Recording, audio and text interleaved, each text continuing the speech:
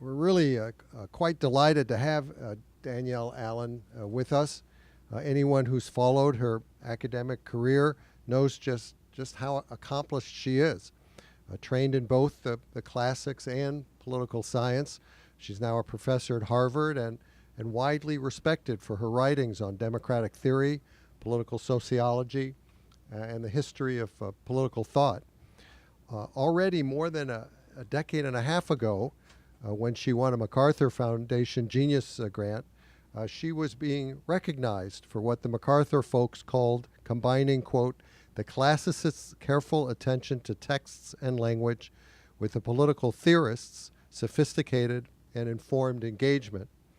Her previous books have addressed issues of justice and citizenship in both ancient Athens and modern America, and have had such titles as The World of Prometheus, The Politics of Punishing in Democratic Athens, Talking to Strangers, Anxieties of Citizenship since Brown v. the Board of Education, and Our Declaration, a reading of the Declaration of Independence in Defense of Equality.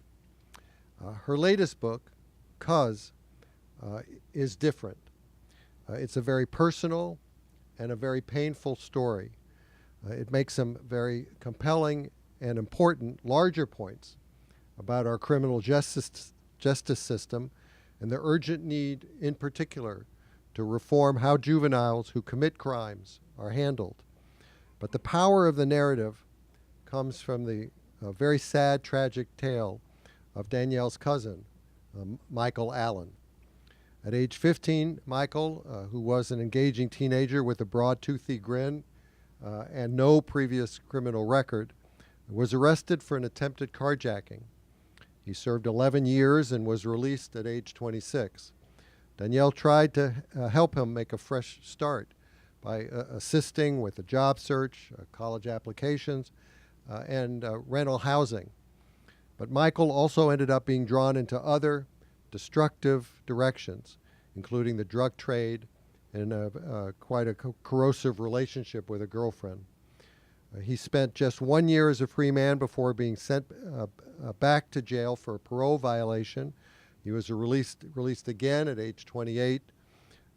At age 29, he was shot to death. A review in Kirkus called 'Cause both, quote, a searing memoir and a sharp social critique. And Publishers Weekly described the book as, quote, an outcry and an entreaty. Please join me in welcoming Danielle Allen.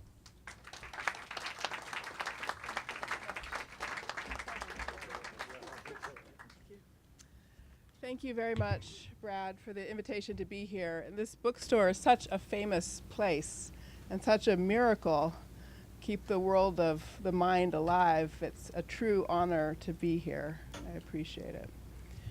It's also a huge privilege to have members of my family here tonight. My dad. I think people in this book are here. This is very strange for me. This is not like I'm a scholar, I'm an academic, so I'm used to writing arguments, point one, evidence, evidence, evidence, and not to have, the characters in the book sitting there considering whether or not the narrative has been, in fact, fairly told. And my brother, I'm so grateful that he's here. And my cousin's niece, also here, who's in the book as a brilliant runner, a sprinter, and others of my family members, my stepmother and another cousin. So this is, as I said, this is new for me to tell a story which is about my family and to share it. And thank you for summarizing the story. Maybe I'll go ahead and start by trying to explain why I wanted to write this book and what I was trying to do. And then I'll read a little bit to introduce you to Michael, give you a feeling for who he was as a person and his voice, and share a little bit about myself in this as well.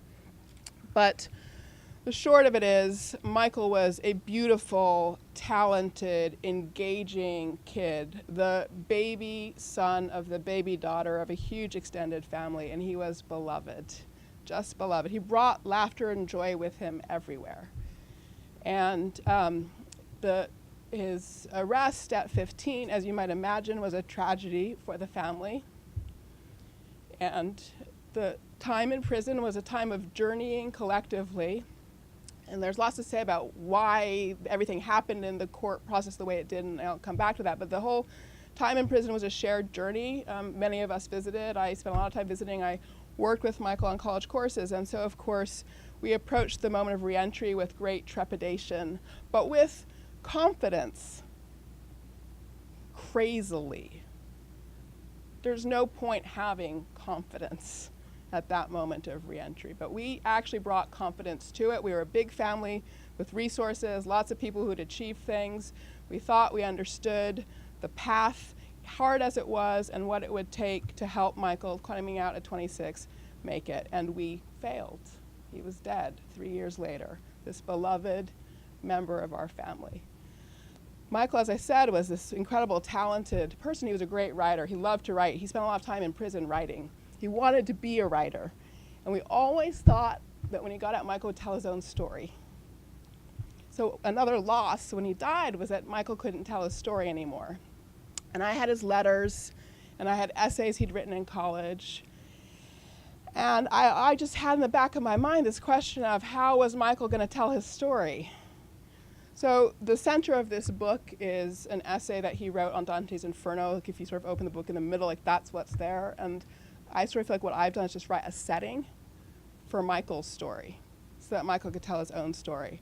There's also a memoir. He was a firefighter in prison, and it was like the best year of his life was fighting California wildfires, the biggest wildfire in California history. And there's a sort of memoir of doing that, and then there's a rap that's sort of interspersed about it. There's some examples of the different kinds of things he wrote. And so, at any rate, I wanted to tell this story. I have this friend at Harvard, you guys know who he is, Skip Gates, who's a very insistent person. He makes things happen. He invited me to give a lecture series at Harvard called the Du Bois Lecture Series, named after, of course, W.E.B. Du Bois, a great sociologist and political philosopher and thinker. And the charge of those lectures is to say something about the state of affairs for African Americans in this country in the present, in our contemporary moment. And I said yes to these lectures, and I gave Skip, like a really abstract title, like, okay, I'm going to give a lecture on race and justice in the 21st century, or I'm going to give a lecture on political equality and African Americans in the 21st century. And I kept canceling the lecture dates and deferring them and rescheduling. And finally we got to a point where they're on the calendar, and Skip's like, you're going to have to give these lectures, kid, you can't kind of keep kicking the can down the road. And as I thought about it, I just knew there's no way I could possibly pretend to speak about the state of affairs for African Americans in this country now without telling Michael's story. So I decided I would try. And then somebody asked me sort of where I came up with the title, because I think of the title as a one-word poem. And they said, was it hard to come up with the title for the book? And the short answer is actually, it's the title that made the book. Because I was wrestling. I knew I wanted to tell Michael's story. I knew I wanted to explain how this experience of this one young African-American man could help us understand something about our country more broadly. And it came to me one day, because he called me cuz. And cuz I'm trying to explain things. Because I had all these why questions. Why was he dead? Why had he been in prison for so long? And the worst and hardest one, why had he ended up standing on that street corner holding a gun trying to take somebody's car? And I had to answer those questions. And so the structure of the book is answering those questions. The answer to each of those, because of this, because of that in the end. And the answers, are complicated. It's not like it's just a sort of single shot answer. The answer is yes, about Michael's choices, but it's also about the constrained choice set that he had and the reason for that constrained choice set. And it's also about the way in which his family didn't do what we could have done by way of understanding all of his circumstances and supporting him through them. And it's also about how the state of California, in its panic over carjacking, accepted great aberrations in the criminal justice system. For example, the three strikes law and the way it was used to exacerbate punishment. But at the same time that there was all these complicated whys, Michael's choices, what the family was doing, what the state was doing, criminal justice and so forth, I also found myself wrestling, feeling like I hadn't quite gotten to the bottom of things. And the thing, I guess, there were a lot of surprises that came out of working on this book. A lot of surprises. Because I was interviewing family members, and it's embarrassing to say, but Michael died in 2009, and until I started working on this book, or we, because it was a family project, we hadn't talked about what happened to him, okay? Like, we hadn't. That's crazy. And what I realized was, like, everybody had a different piece of Michael's story, and collectively we could put it together. So the first surprise was just discovering how things could have been visible that we didn't make visible because we didn't talk enough. And we didn't talk enough because this kind of trouble is hard to talk about, and there's a lot of shame that breaks people from talking, blocks people from talking. I had to break through that. But another surprising thing, and I'll come to the third surprise, which was the one I want here, but there's a second one, which is, as I put these pieces together, I was surprised to find how much violence had passed through the life of Michael and his family over the whole of the course of their existence.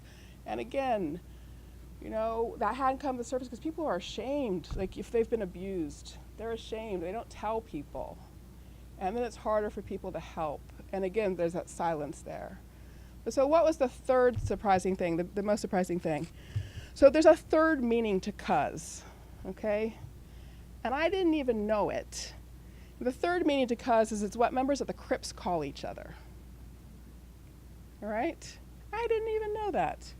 And it turned out that at the age of just before 14 to when he got arrested at 15, Michael had started flirting with gangs, both Bloods and Crips, which is a very dangerous thing to do, okay?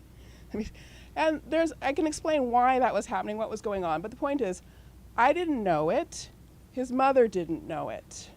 Some people had little snippets of a sense of what was going on, but nobody was sharing those snippets and putting it together.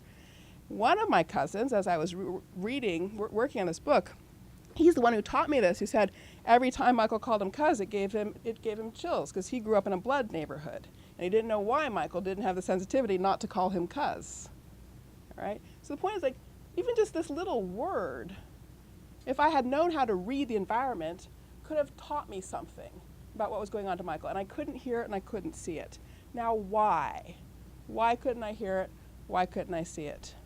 Okay, now this is the part, you may think this is a stretch as an argument, but I truly believe this is a piece of the story of how the war on drugs has corrupted this country.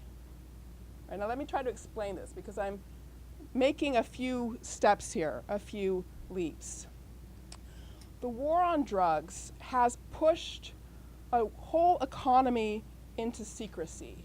And it's an economy also that connects especially to adolescents. Teenagers already don't like to talk to their parents, okay? Like, you all know that. That is not news. And you add to their world a big illegal activity, and you massively increase the problem of secrecy, hypocrisy, lies, and duplicitousness. Who here, I'm just curious, knows how much Americans spend on illegal drugs every year? Does anybody know? Exactly, like, we don't even know. $100 billion. For the last decade, every year, $100 billion. That's how big the secret world is. That is corrupting of a country's being at its core, to have that much secrecy and illegality. Now, not to mention, of course, if you've got an illegal market that size, the violence that goes along with it, and so forth, all right? But in addition, beyond that, let me just add one more wrinkle to this issue of how the war on drugs affects who we are as a society, right? So if you're gonna lock somebody up in prison for possessing a small amount of marijuana for like a year or 2 years, what are you gonna do to an attempted carjacker? You're gonna put them in prison for 13 years, or as a sentence, or 11 years, right? In other words, if you have an irrational punishment anchoring your sense of proportionality, the whole thing is going to skew to excessive punishment, all right?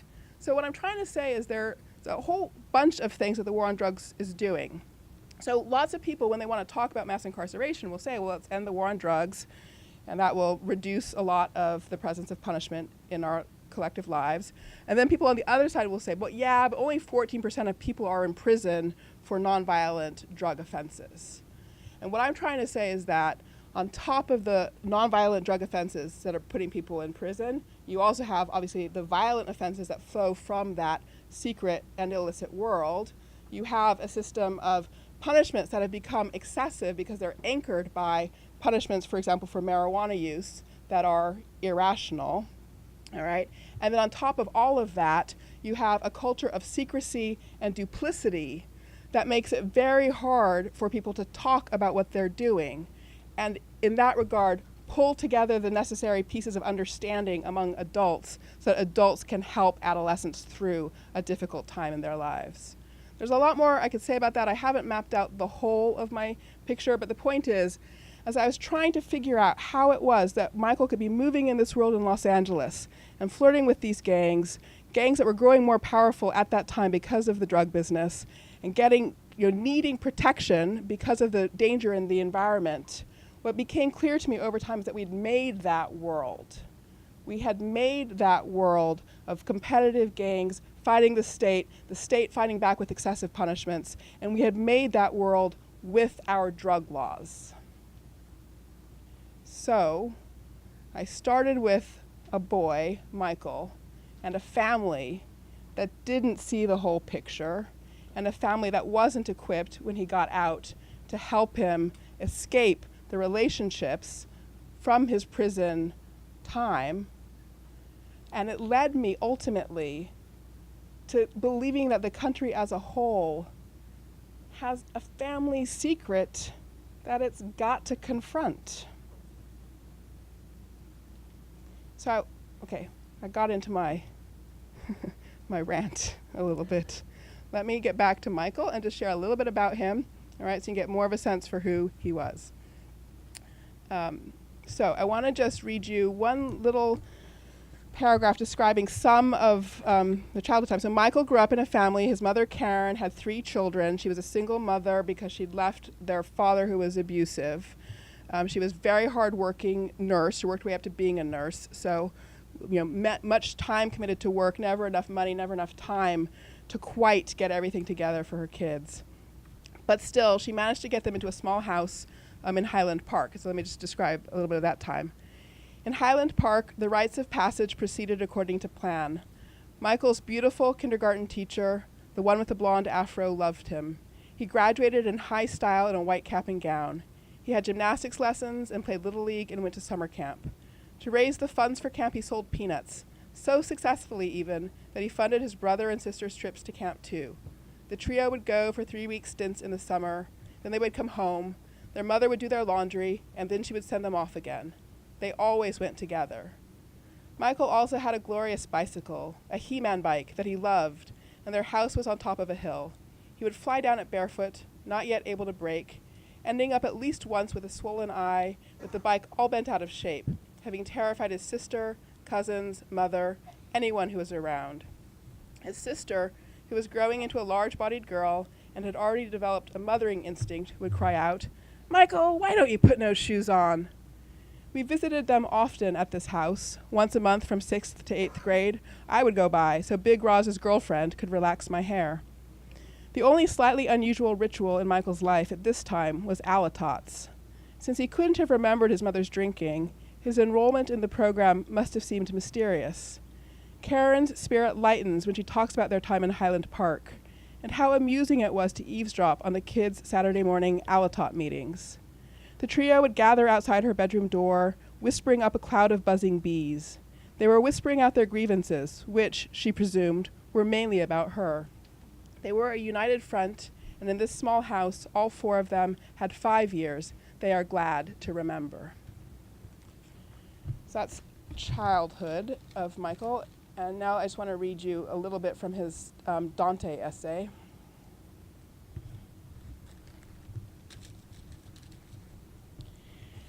And like Dante, I am forced to descend lower into hell to achieve a full awakening. I am forced into depression, scarred by obscenities, war after war. But each war that I survive, I am a step closer to a full awakening of self. My hell is no longer demonstrating what I am capable of doing in order to survive. It has become what I can tolerate and withstand in order to live. I cannot help but to judge those around me. I am one of them, but we are far from the same. Like Dante, I am cursed with a spirit of discernment, which allows us to see the truth for what it is. There are most whom I despise, who are truly sick beyond healing, and they should never leave this place. Then there are those who will await to fulfill their destiny. I see in them a sincere and apologetic heart for their ill misdeeds. They are the one who will change the world positively, or positively change someone's world. Hell cannot hold the latter of the two opposites, but in time will only spit them back out into society to do what is right. The hell that I live in cannot hold Dante. Hell can test and try oneself, but it cannot hold Dante, and it will not hold me. In the inferno, the dead are trapped forever. Surely the biggest and most important difference in the inferno and my hell called prison is that I have a way out. So I said when I was starting that my first goal was to let Michael's voice be heard and let his story be told. And I want to underscore how important and hard that is. You all know there's about 2 million people in prison. And that's been true for a lot of years now in this country. And I'm a classicist, so I study ancient history. So I have a long-term perspective on these questions. And I can assure you that the world has never seen a penal system like the one we've built. This is a made in America special. And we have to face that fact. So you just heard some of Michael's voice. There are millions of voices like that, and we're not hearing them. So I want to say one more thing about why we're not hearing them. And to do that, I have to say a little bit more about myself and why it was that for my own family, took us too long to talk about what happened to Michael. It took us too long to lift up his story. So to do that, what I'm going to do is share with you 2 chapters in the center of the book, which are about my experience of visiting Michael in prison. So let's just see. Okay. If many of my memories of Michael's time in prison involve coaching him over the phone through his writings about canonical texts, a good portion of the rest involve long visits with him, and most often with my Aunt Karen, in Norco's barebones visiting room and prison yard. These visits possessed an emotional rhythm, the sense of steeling yourself against the difficult as you started the early morning drive from LA, the rising anticipation as you got closer, the quiet joy of the visit, and the aching disappointment that inevitably came with departure, with leaving one's loved one still inside. Once one arrived at the prison, visits had an intensely ritualistic quality, the underlying purpose of which is control. You might want to say control of the inmates or control of their families, but that wouldn't seem quite right. The target of the rituals felt more indiscriminate. The object is simply control in its own right. As Michael, known to the system as K10033, wrote, inmates went by numbers, not names, and visiting days were allocated to sets of numbers. Half of the evens on one Saturday, half of the odds on Sunday. The other halves of each set the following week. Before you could even begin to visit, you first had to apply for permission to enter. You had to get your name on the list. This could take months. And then the visits themselves were odysseys. We generally set out at about 4 or 5 in the morning, in the half-dark of pre-dawn, and drove straight toward the rising sun in order to get to the prison by 6:30 a.m. There we would join a line of waiting cars, snaking from the parking lot past a row of suburban baseball fields that bordered the prison. This was a good time for heart-to-hearts between Karen and me. At 7:30 a.m., the guards would let a parade of Kias and Hyundais, Chevys, and Dodges into the parking lot. And then you would sign in at a lectern at the front of a canopied structure with wooden benches that looked something like a tent revival meeting. Hosts of mainly black and brown women, but white women too, many children, and some men, flitted in the shadows under the canopy. We could take in up to $30 in quarters or singles and plastic baggies, and we always took the maximum. The point of this was to purchase treats for the inmates from the row of vending machines dispensing, as it turned out, quite disgusting, microwavable cheeseburgers and burritos, along with mystery meat plates. It also mattered how you dressed. You couldn't wear blue denim because that's what the inmates wore. You couldn't wear beige or khaki because that's what the guards wore. You couldn't wear tight clothes or clothes that showed cleavage or skirts shorter than 2 inches above the knee or sleeves shorter than 2 inches below the shoulder. If you were dressed wrong, you weren't let in. You always took a backup set of clothes just in case. If there was a focal point of the control, I suppose it was the attempt to target desire. Okay, so now my editor didn't like that chapter. And he didn't like it because it took him a long time to figure out why he didn't like it. We went round and round about it for like months, actually. He kept saying, I don't like it. I don't like it. And I said, why not? I'm so precise. I have all this detail. What do you mean you don't like it? And finally, so he kept saying, well, you're not in it. We're not hearing your experience. And after we went round and round, I realized he was right. And if you were listening, you'll have noticed I wrote that chapter from the point of using the you will do this, you will do that, not I. I'd written the rest of the book up until that moment saying I over and over again. So then I had to write another chapter. That one's called Visiting 1.0. This is called Visiting 2.0. Time for my own confession. I wrote that last chapter like an academic, which I am. The description of visiting that I gave you wasn't about me. It was about some disembodied you. To write that chapter, I stepped into the perspective of an outside observer, the luxury afforded to academics when they travel the world encountering pain and injustice. To be an academic is to acquire an excuse for not owning the pain you see. Abstraction, distancing, those are my first tools of self-protection, Athena's spear and shield. I will have to try again to describe what visiting Michael meant to me. The fact that I told the story as an academic already tells you everything you need to know. The wound of visiting Michael in prison goes so deep that somehow, even in writing this book, I have found it hard to own up to one simple fact. I went to prison. I was in prison. No, I don't mean that I have been arrested or convicted of a crime. I have avoided that because thus far in life I have had that combination of goods that the ancient Greek philosopher Aristotle thought was necessary for a happy life. Resources, decent character, and luck. My father and mother gave me the first two items from that treasure chest. The Lord my God, whom I believed in as a child, and then did not believe in, and then came to believe in again, as I emerged from periods of great pain, has given me the third. All right, so now you know more about me than anybody other than my husband. My second husband, that is. Our wedding took place barely a month before Michael's murder. But no, I was not in prison as a convict, and this is thanks to my father, my mother, and my God. Yet even as someone who could come and go, I felt the prison's mark, its branding fork. I felt it in my soul, even though all I was there was a day's sojourner. Thanks.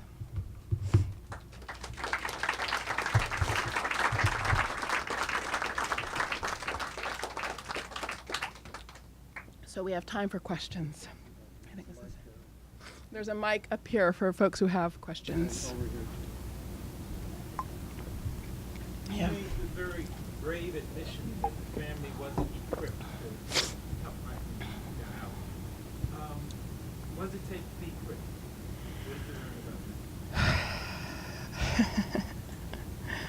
So part of the story of Michael's, so the first third of the book answers the question of why did he end up dead, basically. And there's this moment in, so I was there when he was released and was working with him that summer on getting enrolled in school, getting housing, getting a job and so forth. And it looked like it was going brilliantly well. 6 weeks out and he had a job at Sears. He was enrolled in a community college, and the community college had a fire technology program, which was going to help him get back to the firefighting he'd been doing in prison. And we found this apartment, the perfect apartment. And it was, a couple blocks from the school, everything was commutable, it worked beautifully. And the landladies were willing to rent it to him, which was incredible because that was, taking a chance on a guy. And he said yes. We drove away, and we were going to take it was after banking hours. We were going to take the deposit back the next day. And later the night he called me and said, I don't want the apartment. I was like, what? And so I said, sleep on it. Anyway, we went back and forth, 24 hours, like 4 calls. So he'd say, I do want it, I don't want it, I do want it, I don't want it. Finally said, I don't want it. I don't know what it would feel like if I brought my associates by. And I didn't ask a question about that. But what it became clear was the case was he had a girlfriend from prison, a transgender woman he'd met while he was incarcerated, between the ages of 15 and 26. And he was deciding at that moment whether to break off his relationship with her. Now, I ask you, when you're asking somebody to end the first love of their life, a love that has been quite powerful and provided solace in difficult circumstances, in order to have a fresh start, what are the odds of success? And if you send a kid to prison when they're 15 for 11 years on their first arrest, I mean, I don't really think he had a chance.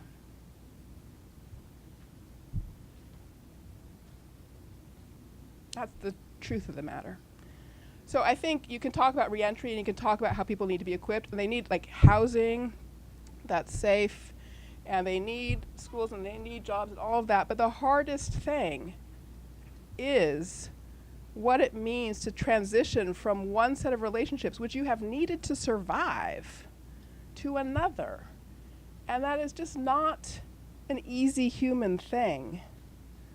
We're asking so much, actually, given the length of the sentences we impose on people. We're just basically being irrational about it. That's all I can really see about it, to be honest. Terry? So, the securities that Michael may have developed while he was incarcerated. Oh, sorry. The securities that Michael, it wasn't, okay. There you go, yeah. Closer.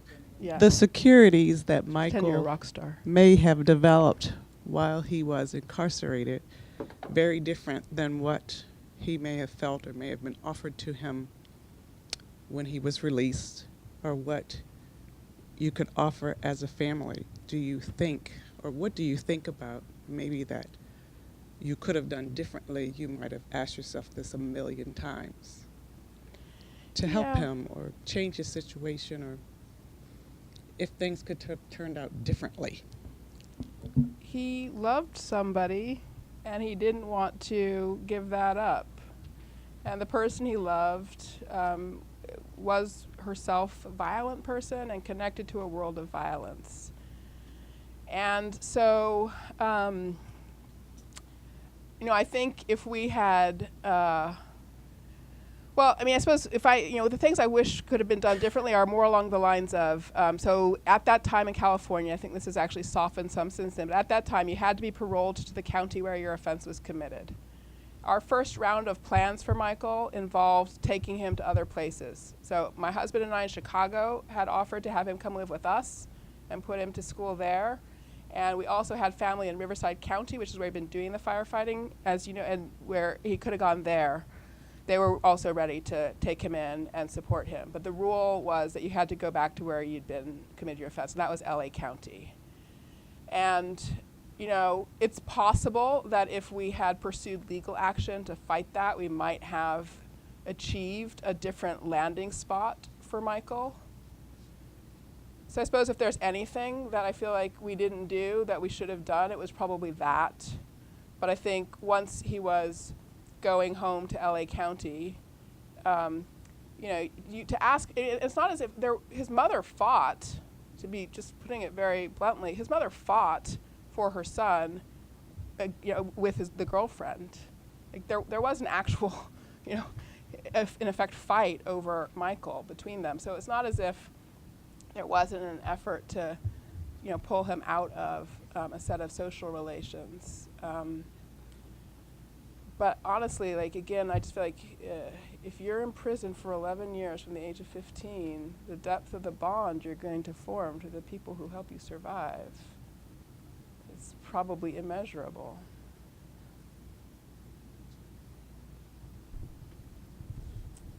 Hi. One of the things that brought me here is I particularly liked one of your earlier books, Talking to Strangers. Oh, thank you. And I was wondering about that in this context, looking for a point of relief because it's sort of a dire picture. Right. Once you get an unreasonable sentence, which I can certainly agree with, it's hard to get out of the cycles which impose themselves. And to end or begin as you did with standing with a gun, it reduces the sympathy for those who might intervene. Mm-hmm. So I was wondering if you could apply some of what I noticed in Talking to Strangers, finding the people at the earlier breaking points, not necessarily in that book, but who could you talk to, or what are the people that might, what are the intervention points? Obviously, there's social policy. We can all expect miracles from Trump and other things, but short of that, is there somebody in the immediate cycle that there's a vulnerability that Michael may have brought to your attention? Yeah. No, thank you. That's a great and important question. And so I have learned things from Michael that I think are worth building on in that way. So like age 10 to 14, like that is the most important time period. And kids they really need stability. So Michael, moved like 5 times in 5 years in that period, moving schools 5 times in the middle of the year. Like that is clearly the point when everything went wrong. His mother married, right? So you think you're sort of solving the single mother. She married somebody abusive, and the whole thing just exploded. And so she had been kind of incrementally moving her way up and stabilizing her family, and then it just like ripped to bits. And like that was those years for Michael. And I think at the end of the day, that's sort of, the thing to focus on. And so like, as a family, we needed to have been more attentive to that stage of life and to have seen the degree of disruption. We weren't seeing it all. We weren't hearing about all the violence. And this is what I mean about the talking piece. So it's partly focusing on 10 to 14. It's figuring out how adults can break through the shame of talking about hard things so that the full story is there so people can help and be equipped to help. There's another thing that I learned from Michael is, so he loved to be outdoors, just loved to be outdoors. And he had this one kind of great year of his life in prison. It sounds like a crazy thing to say, but people do achieve things in prison. It's not just, a sort of domination and oppression. Like there can be achievement in that context. And it was this year of fighting fires and writing these great essays in college. And those things went together for him. He needed that physical outdoor time to focus and concentrate the academic time as well. These things needed to go together. And I have a little boy who loves to be outside. He just loves it. You can just see it in him. He reminds me of Michael. And I've got to figure out how to make sure he gets that outdoor time and can, in a structured way, not roaming the streets, right? Enjoy it and grow in that alongside his academic work. So things like that. But again, it's like thinking about age 10 to 14, we're not doing right by adolescence. Yes, as a result of your experience, is your sense, you said there were many people in prison like Michael, and I wondered overall, do you think of prison generally as full of Michaels, or are there people who are with Michael but going across a broader range of problems and issues and difficulties and what have you, so that it's a variety of people in trouble for different reasons? Yeah, I would never stand up here and tell you there were 2 million Michaels in prison, but there's a lot of Michaels in prison. So yeah, I do not think this is an isolated story. There are a lot of talented, engaged, curious people in prison who, again, it's sort of like this age. So one of the things that was really striking to me about, as I was working on this and I was doing research in sociology as well as just interviewing family members, was the literature on gangs and how kids get involved in gangs. And the literature has a consensus. Kids start flirting with gangs often in this sort of 10 to 13 age range. They typically start flirting with gangs for the sake of protection because they need protection from dangers in the environment. And then within 18 months of starting to flirt, they have their first arrest. I was like, Michael's pattern to a T. And so there's, the number of people who get caught up at that point, yeah, there's a huge number of Michaels. I think once you're in a kind of repeat situation, there's just a heck of a lot of degradation of the spirit and capacities and so forth. So I think it does get very hard, but there's, especially with, how we think about juvenile justice and so forth. Yeah, there's definitely a lot of Michaels in our prisons. Okay, not the only ones, but a lot of them. Not the only one. There's a lot. Yeah. Thank you. Sure. Okay. Thank you, Danielle. I want to come back to something that you said in your introduction, which really struck a chord.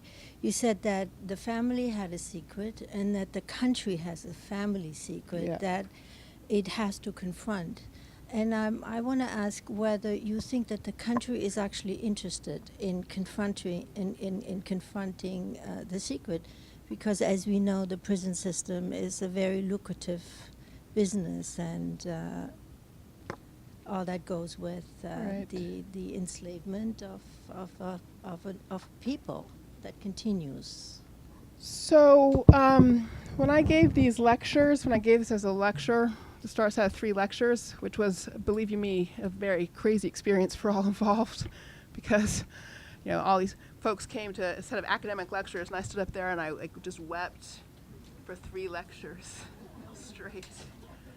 And everybody was incredibly generous to me in receiving that and being responsive to me. But one of the things that was most remarkable to me was the number of people who came up after the lectures, white as well as black, and said, I have a family member in prison and I've never told anybody. And honestly, if you just stop and think about it for 2 seconds, that's completely obvious, right? 2 million people in prison this year, 2 million people in prison last year, 2 million people in prison the year before. Every one of those people is connected to 2 to 10 to 20 other people. So yeah, there's a huge part of our population that is directly affected by this story, but none of us are telling the stories. So the world of policy is complicated. There is actually a bipartisan push on these questions now, which is hope-bringing. But I think more importantly, there actually is a huge human story here, which if we could just get it out, I think things would change fast.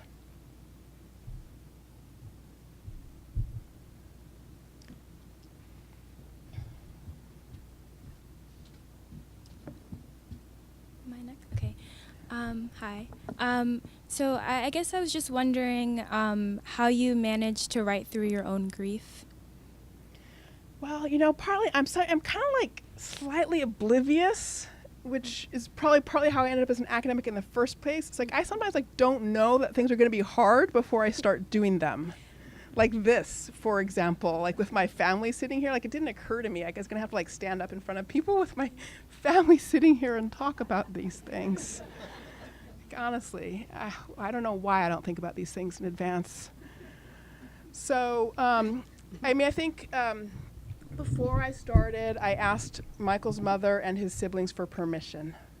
That was the necessary thing. And I spent a lot of time talking to them about Michael's life. And as I said, we hadn't ever done that. And so it was hard and it hurt, but we needed it. And I'm very grateful to my aunt, who describes this whole process as being a liberation for her and peace-bringing. So the difficulty was always countered by just the sense of finally having answers and achieving them together and talking as a family and coming to understand each other and the value of that. Thank you so much for addressing the shame. There's hardly anything harder to do than that. And my question is, isn't part of our country's family secret is the refusal to seriously question what is it in our society that is so cruel and and lacking compassion to so many, that so many are driven to self-medicating, from Right. opioids to whatever. Right. And isn't part of that secret also is a refusal or denial of it by projecting the problem off on those that we send to prison for inordinate terms. I mean, and the criminality of sending a 15-year-old to jail for 14 years. I mean, what about our own criminality being part of that? Yeah, I mean, it's definitely like there's a very serious amount of repression going on in our country around these issues. I mean, I would add to that, for all of our engagement with foreign policy conversations, the one we never have is about the disintegration of Central and South America caused by the drug wars. We just don't talk about it, people. So yes, thank you for that. Hi. Thank you so much for your book and for writing it and for putting yourself out there in that way. And I just wanted to ask if you have heard of or read anything by Reginald Dwayne Betts. Yes. Oh my gosh. Yes. Anyway, sorry, finish your question. Well, it's I if you hadn't heard about him, I would recommend that the two of you meet. But in any case, it sounds like you know him, so that's great. I met his book first. I met him after there was an excerpt of my book in the New Yorker. So Dwayne Betts also, he was convicted of a carjacking when he was 15 in Virginia. He was sentenced to 8 years, I believe. He's now a graduate of Yale Law School, and he's doing a PhD at Yale Law School, and he's passed the Connecticut bar exam. Though he is not being permitted to practice law in Connecticut because of his felony conviction. So there's, in fact, a petition. He signed it. Okay. But, and he wrote a book about his own experience, which was valuable to me as I was working on this, because I had Michael's letters and I had his essays and I had all my conversations with him. But there are three things probably that matter about conversations with an inmate. I mean, one is, everything is surveilled. So phone conversations, there's a lot of stuff you don't talk about. Ditto when you're visiting in prison. And then you never talk about what any given fellow inmates have done. Like, that's just a complete taboo. And also then once a person's out, they never want to talk about what it was like to be in. So actually understanding the full violence and brutality of the experience of being in prison is very hard. And so Dwayne's book was helpful to me because I read it, and like oblique things that Michael said to me, I was like, that's what he was talking about. And I could kind of like hang little phrases Michael had given me on the structure of Dwayne's narrative. And I also realized, so I recommend his book to everybody. I'm going to forget the title of it now, but Dwayne Betts, B-E-T-T-S is his name. And I realized too, so he'd written the inmate's experience book, and I'd written the woman's, the visiting women, the mothers and the cousins and the sisters. That's the book that I had written. So our books belong together. I mean, they should be read as pairs. And he read the excerpt in the New Yorker, and he wrote me, actually. And it is one of the most beautiful thank you notes I've ever gotten. Thank you. Thank you for the question. I guess my question is, what pearls of wisdom can you share with families that are going through, or when the kids get out? What do you? Yeah. What did you learn from this? What's the takeaway for us, so that we're not grieving the mishaps of? Right. I don't know that it. I mean, I think the sort of breaking through I just listed all these taboos. Gotta break through the taboos that block full conversation. I mean, if we were just talking about the families trying to work through issues, if just that level, not sort of the policy question, I think it really is breaking through all the layers of silence that have become a habit and that prevent people from seeing. So even at the end of Michael's life, his mother and sister both had a sense that things were going badly wrong, that he was getting pulled into more violence. But even so, they didn't really know. And they didn't really ask questions. And they didn't even really talk to each other about what their worries were. And so over and over again, as I was working on this, I just felt like I was seeing, everybody had, it's like the iceberg. Like, everybody had a visibility on the kind of top part of the iceberg, but not the stuff underneath. But they could have, like we could have.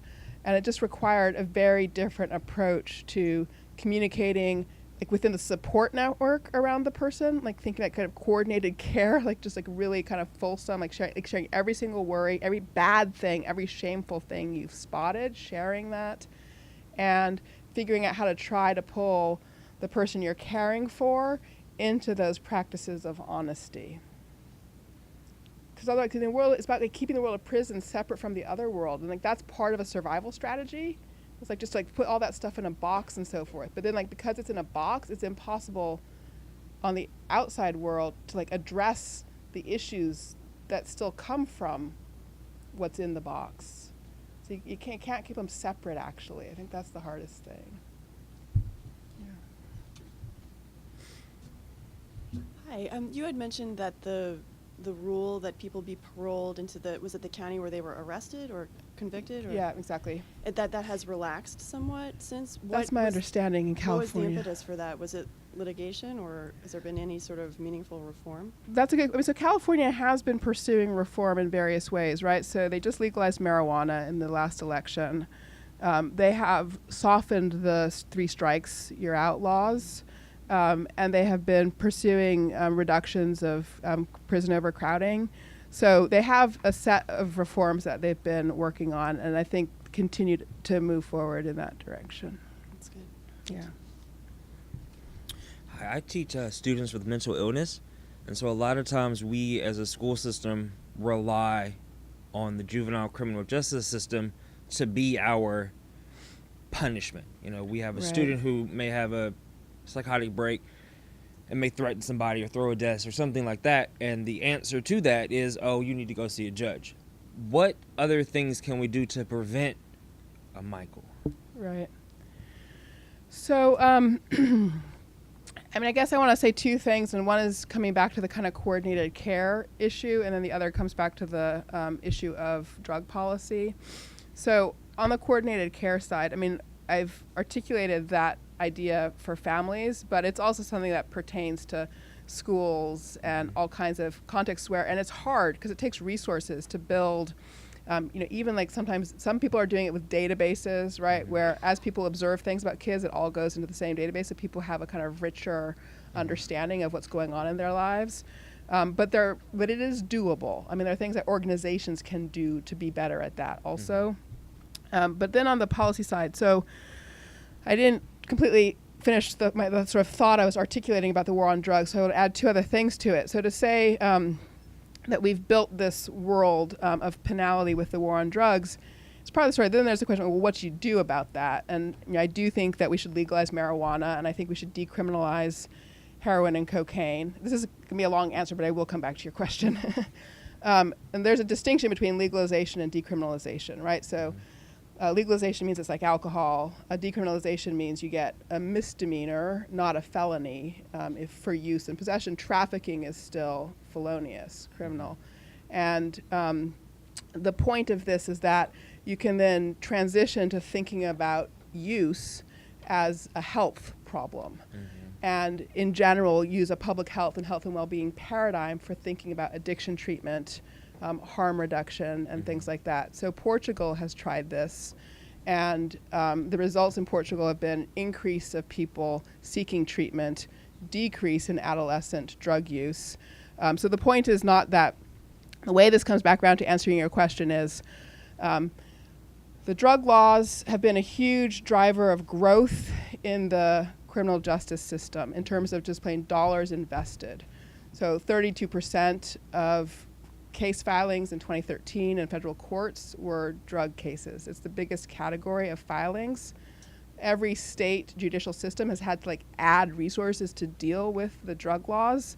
And it's we deal with everything, every problem, we use the criminal justice hammer to hit it because the thing has just grown so big, and that's where the money is. And if you want to change that, you have to figure out how to shift the dollars from criminal justice to health resources. And I think a way to do that, there are people experimenting with diversion programs in lots of places. So rather than connecting a kid or even a sort of adult with problem, a mental health problem or a drug problem, to the criminal justice system first, there's like a list of providers where you go first, and you try to make sure that you're using a health paradigm for thinking about the issue. And then the notion is like over time that starts to drive resources away from criminal justice into the health services. Cool. That was a long-winded answer. I apologize. Thank you so much. I appreciate it. Did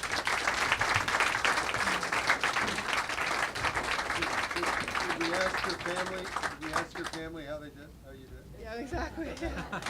Okay.